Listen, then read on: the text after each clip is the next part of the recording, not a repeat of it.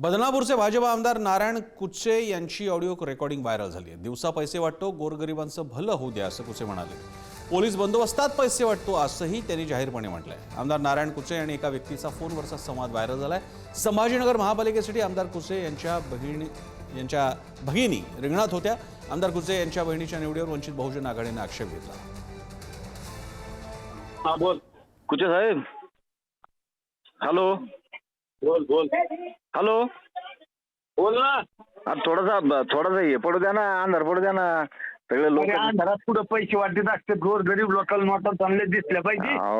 अहो कुचे साहेब, एक मिनिट ऐकून घ्या। सगळीकडे चर्चा चालू आहे, म्हणून म्हणलो मी तुम्हाला की थोडासा अंधार पडू द्या। अंधारात न खेळणे जमत, अंधारात जरा उजाडत होऊन जाऊन दी।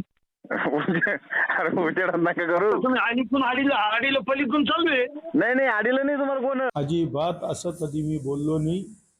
ती ऑडिओ क्लिप मोडतोड करून समिती तयार केलेली आहे, त्याच्यामुळे त्या ऑडिओ क्लिपचा माझा काही एक संबंध नाही।